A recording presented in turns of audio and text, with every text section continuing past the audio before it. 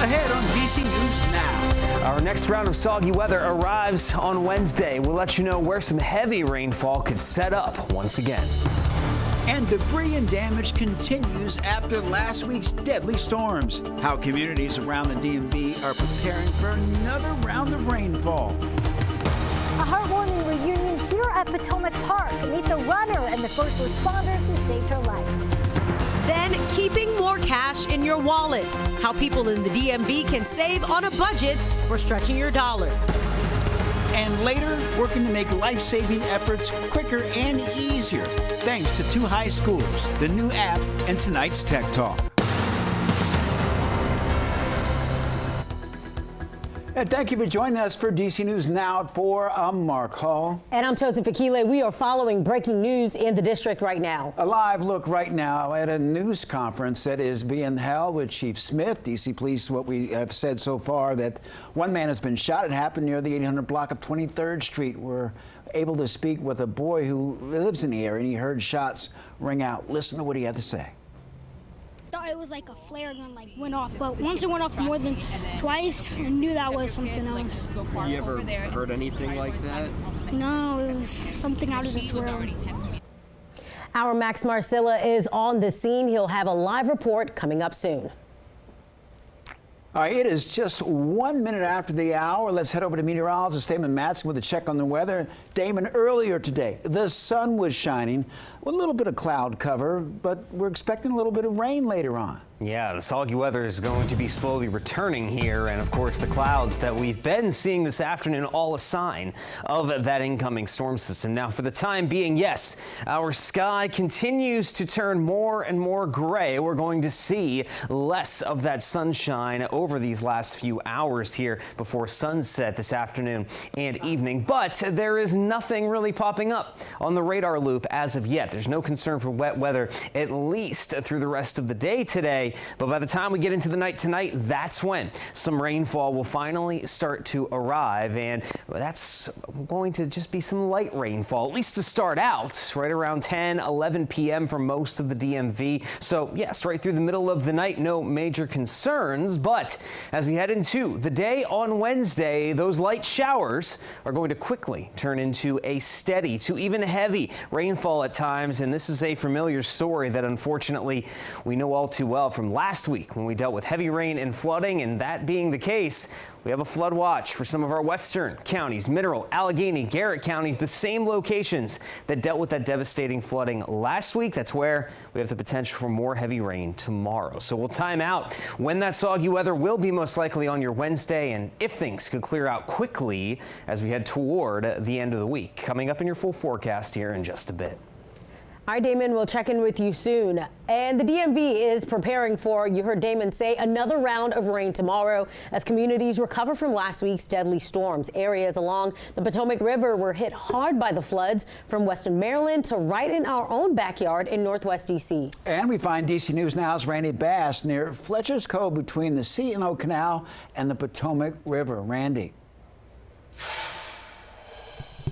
Yes, while the floodwaters have mostly moved out here along the Potomac River, what is left behind just absolutely massive piles of debris. We're talking about major trees, we're talking about large limbs, tiny twigs that all line the shore here along Fletcher's Cove in Northwest DC. We talked with the National Park Service today. They tell us it could be weeks or even months before things are back to normal here. Different scenery along the C&O Canal.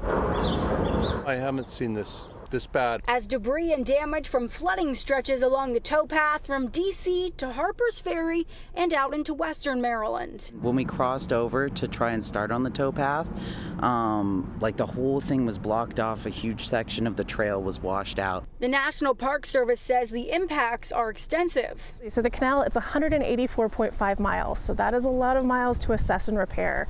With any kind of flood, there's always phases. DC News Now crew spotted tons of debris heading downstream at Harper's Ferry last Wednesday.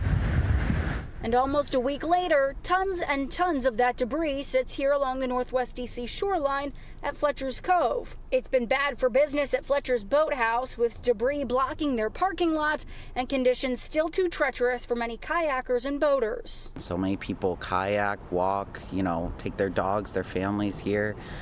So any damage that occurs, can interrupt a lot of people's weekend plans. I mean, of course, the most important thing is that people don't get hurt. The NPS is urging anyone planning to visit the canal or other areas along the river Wednesday to take caution. It might be a good idea just to avoid the park during the rainy days. The ground is already saturated. It's going to get even more wet. There's a heightened risk of danger for trees falling, the ground moving. It's already been loosened up with the recent flood. So if you're choosing to be in the park, be very careful and maybe try a different plan for the day. You just heard it. There are still dangerous conditions in and around some of our area's wonderful national parks. May not be the best week for it, though. If you are planning to head out to the parks, the National Park Service is asking you to stay aware. You can head to our website at dcnewsnow.com for more on how to stay up to date with those current alerts and conditions. At Fletcher's Cove, I'm Randy Bass, DC News Now. That's an unbelievable sight there, Randy. Thank you. And a note for drivers, there are still some road closures on GW Parkway today. The parkway remains closed between Bellevue Boulevard and Alexandria Avenue. Drivers are encouraged to find alternate routes. Developing now, retired Prince George's County firefighter is charged with the rape of a junior firefighter back in the 1990s. Police charged 61-year-old John Einman, who retired from the department back in 2017. They say the allegations came to light in July of last year. Police say that the victim was sexually assaulted several times between 1991 and 1996, between the ages of 13 and 17. They say it happened at several locations, including Einman's home and at the Hyattsville Fire Station. Police spoke to the charges today. Juveniles and for any member of our community. So no matter when a crime occurred, we want to know about it so that we can investigate it and we can hold those responsible accountable. I'm incredibly proud of this unit. They work very hard every day in order to bring people to justice who may think that they got away with it, especially with a crime that's this old. But these people deserve justice, and I'm very proud of my people for being able to deliver justice. Einman is facing several charges, including second-degree rape. And developing now, 12 people, including 10 students, hurt in a crash involving a school bus in Montgomery County. It happened this morning on Norwood Road and New Hampshire Avenue. MCPS says the school bus with at least 20 students on it was headed to James Hubert Blake High School. One of the people hurt was the driver of the other vehicle. All 12 were taken to the hospital for non-life-threatening injuries. That crash is under investigation. Today, Washington Capitals fans reacting to a player on the team facing public intoxication charge for a fight over the weekend. Police say defenseman Alexander Alexiev was fighting with another man Saturday in Clarendon. They say he was pepper sprayed before he was arrested. Clarendon is a well-known hangout for Caps players. They practice nearby at the team's headquarters in Boston. Who is someone that the public looks up to. He's a role model. And he also carries the weight of the pulse of the city in the sports arena. The Caps releasing a statement saying they are aware of the situation and are gathering additional information.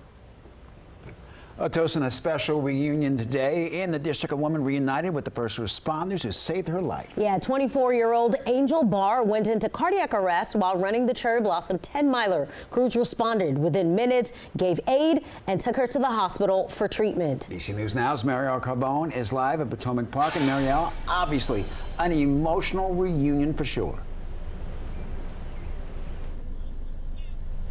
Yeah, Angel says she doesn't remember what happened that day. She doesn't remember collapsing out here on the course, and she doesn't remember those life-saving efforts from first responders. But what she does know is without that help, she wouldn't be here today to tell her story. It was supposed to be a day of cheering and celebrating. I felt physically and mentally fine. I was looking forward to running. But that all changed around mile 9.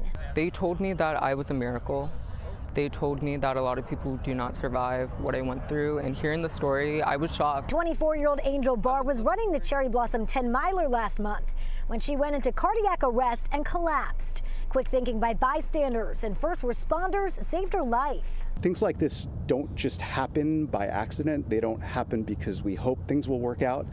They happen because our firefighter, EMTs, and paramedics get exquisitely good training. According to DC Fire and EMS, 2 bystanders started CPR. Meanwhile, 2 DC fire boats arrived on scene. Paramedics applied an AED and defibrillated her, restarting her heart.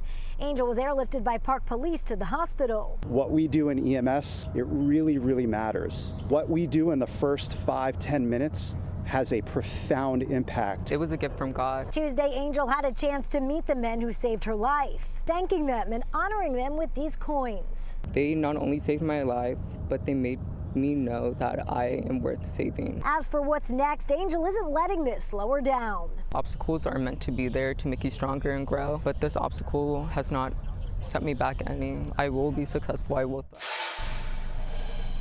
And this really is a full circle moment for Angel. She's a nurse herself, working with people who struggle with addiction. And she says because of this, she's going to continue on in her career with hopes of getting a doctorate in nursing. Reporting live from East Potomac Park, I'm Marielle Carbone, DC News Now.